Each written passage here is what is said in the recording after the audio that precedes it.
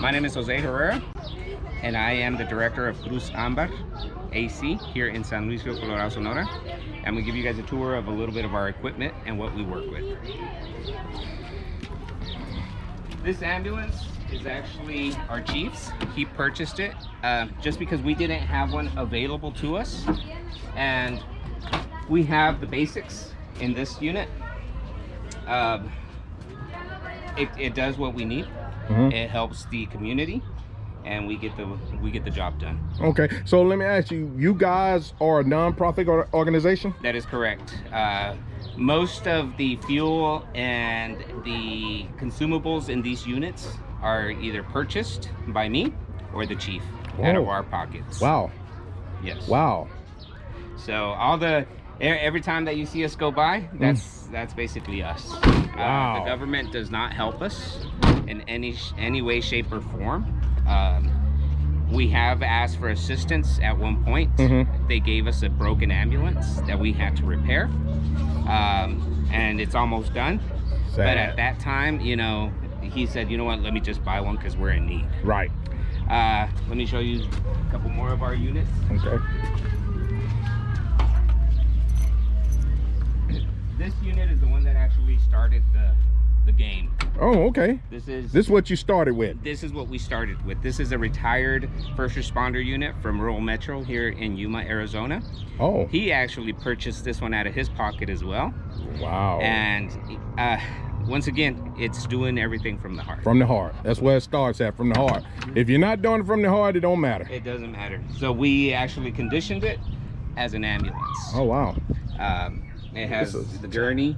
It has the straps. We have our first in bags. We have monitors that we put into the units.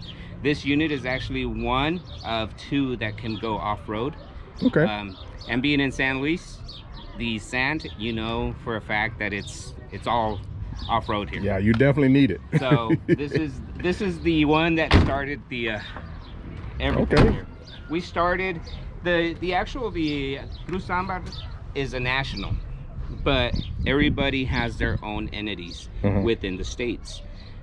We started this about 4 years ago, but previous to that, they started in 1997 here in the area. Oh, wow. Mismanagement and people losing interest is what shut it down. I came along. I'm a paramedic in Bakersfield, California. Oh, that's where I started my paramedic when I was 19 years old. Awesome. And so that's I moved over here for a while, then I went back to Vegas, then I came back. I have a 16-year-old son that I actually I'm fixing his legal status that we could cross into the US. But having all this now, it's not going to be easy. For what? Going nowhere. I mean, why? If it ain't broke, don't fix it. Exactly. You know what I'm saying? And like I say, you've been around. I mean, since you're 19, you've been doing paramedics? That is correct. Man, that's awesome. That is correct. Hopefully one of these days you're able to hop on board one of my units. Oh, wow, that'd be awesome. You will see the respect that everybody has towards me on every scene, every call. Okay. Because at that point, they know that I am actually the one that has the most knowledge. I control the scenes, you know, stuff like that. It's amazing that everybody wants to learn. Right. And we actually are in the process of teaching everybody. Awesome. We are teaming up with the local fire department here, the voluntary fire departments. And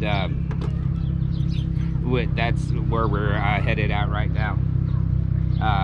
We're going to team up with them. They don't provide any pre-hospital service, so we're teaming up with them. We're going to do cross-training, fire and paramedics with them. Fire rescue and paramedics. That is correct. Awesome, awesome, so man. We're going to team up. We're going to make a great team, and people are going to be safe. Oh, wow. This is one of our newer units. It belongs to the secretary of the group. Now, needless to say that all these units are purchased by everybody. Their pockets. Out of their pocket. It's their personal vehicles that they they tear into. Wow. So this is our newest edition. This is a 2020. Oh, wow. You know, once again, you know, people don't have we don't need to tear into our units, our personal vehicles, but this is something that grows from the heart. Right.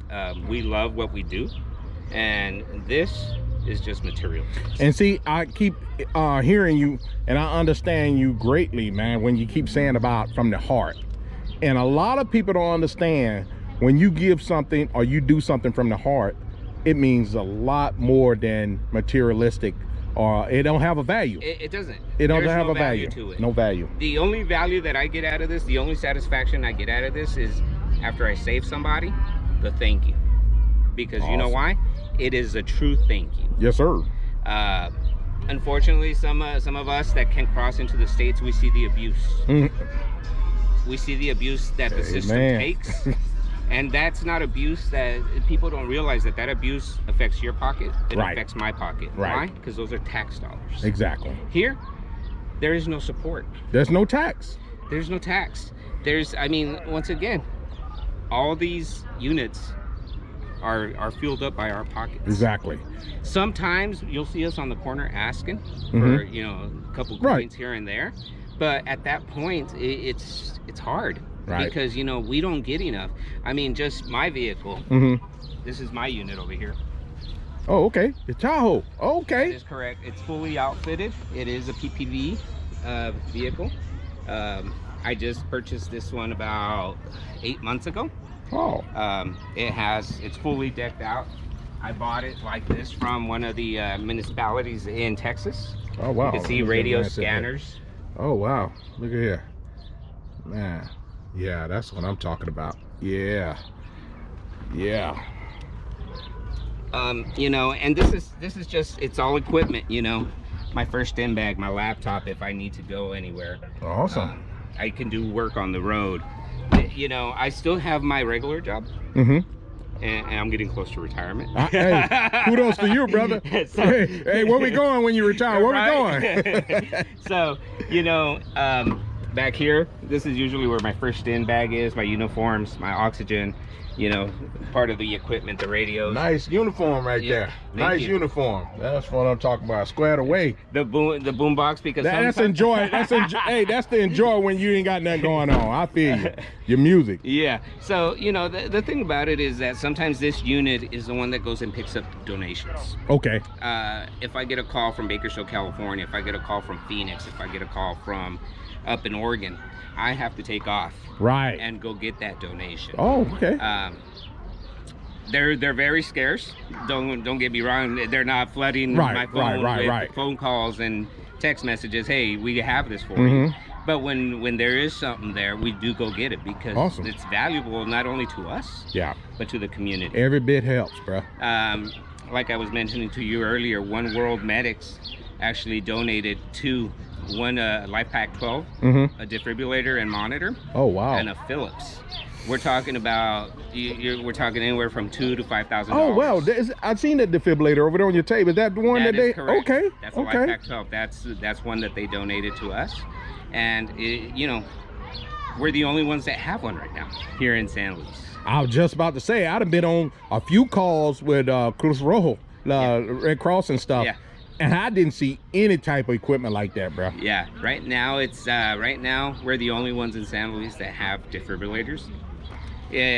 Just earlier today, around 1:30 p.m., there was a very bad head-on collision, and the defibrillator was required. And it saves a life. There you. Oh my God. Those are the best satisfaction for us, you know. Awesome. Other than that, it's all just do what we do. Right. Now, let me ask you a question. A lot of people that come over to Mexico, no matter what part of Mexico, and they always ask, you know, you get the people that live in the United States or other countries, and they concerned about coming to Mexico. And I tell them, you know, I live abroad, and, you know, I try to do what I can do for the people here, because I do live abroad. Now, what kind of, I mean, you know, I tell them, you know, Red Cross here don't receive, it's a non-profit organization, sort of like you guys, right? You know. Let me explain to you a little bit there. Please do, please do. So the Red Cross, as of 5 years ago, they're no longer considered a non-profit organization. Oh, wow. They are considered a federal entity within, you know, the 501.3 Cs in the U.S. They can still give donation slips, but they have salaries. Oh, so they are no longer considered nonprofit. That is correct. Okay. You hear it directly from here. But I want to let people know the thing is too.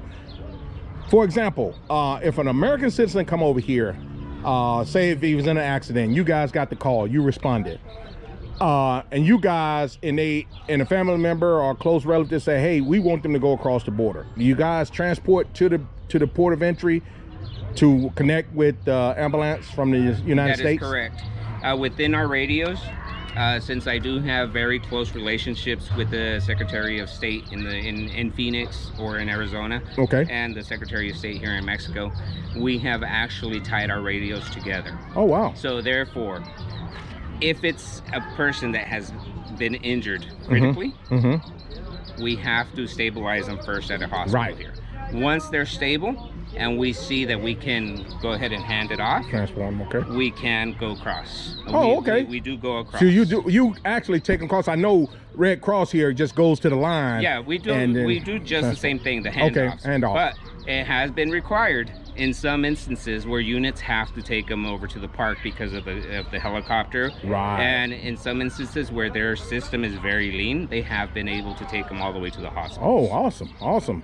So here it is, people. You know, I know a lot of people concerned about they come over here and they always planning what if, and that's a good mentality theory to have. What if? You always plan for, hope for the best, plan for the worst. Yeah. You know, for instance, you know, do you guys, once you respond and the person is unresponsive and they don't have another person there to help assist them, how do you go about knowing if that person a citizen and he got insurance over there to be able to, you know, how would you know that they want to go? Most situations here in Mexico, if we get responded to a medical call, usually there is already police officers on scene. Okay. They have already found out 80% of the information for us, who he is, where he's from. You know, they found a wallet. Okay. Something. Okay. If they find a wallet, we take him to the nearest hospital with his wallet, and we tell him this is what's going on. He's a U.S. citizen. Sometimes visitors have little cards in their wallet. Okay. That they say, hey, in case of an emergency, call this number. I have these diseases. Right. You know.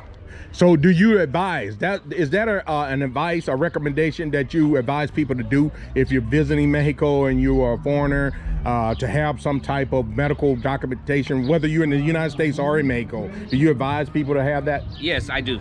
If you're going to come and visit, at least leave a card in your wallet that'll tell medical or police or whoever responds who to call, where to take you.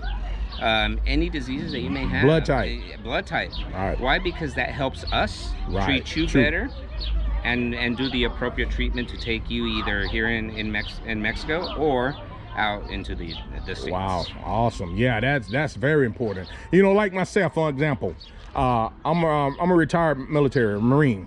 Okay, say if I get an accident over here, I'm unresponsive, no one there next to me, and you guys get my wallet, you see my VA card, my VA medical card.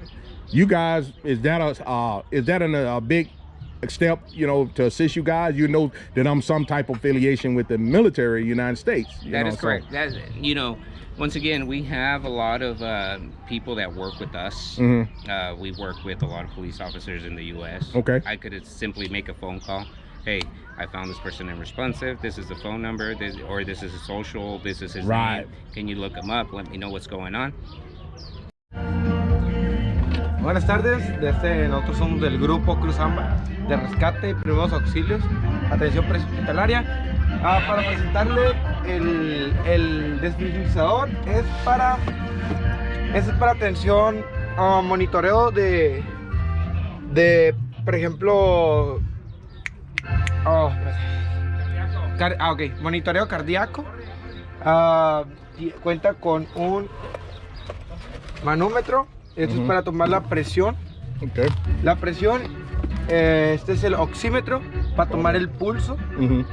Y vaya, en dado caso que entre en una crisis el paciente, cuenta también con las planchas para darle... para el corazón, okay. Darle primeros auxilios, reanimarlo, ¿no? Ahorita aquí en San Luis somos de los primeros, a lo mejor me equivoco, ¿no? Pero somos de los primeros en tener un monitor en nuestras ambulancias. Ya gracias a One World Medics, Brian Peterson, creo que... Brian Peterson, sí. Sí, dijo. Nos donó este y otro más la semana pasada en el Golfo. Y pues, perdón, hace 2 días atrás nos donó el otro. Son 2 monitores los cuales ya tenemos para la atención prehospitalaria, para todo el paciente que entra en crisis o pues para darle un mejor servicio. Oh, okay. Yes, basically he was just describing the new defibrillator that they utilize to revive people, and stating that they just received the new defibrillator that was donated to them on Friday at a Golfo, as you can see in this picture. Mr. Peterson, as he stated, was the gentleman from the United States that donated this defibrillator to them. And they are out here as a nonprofit organization helping the people in the community. So when you guys see them out and about, make sure you give them some form of appreciation.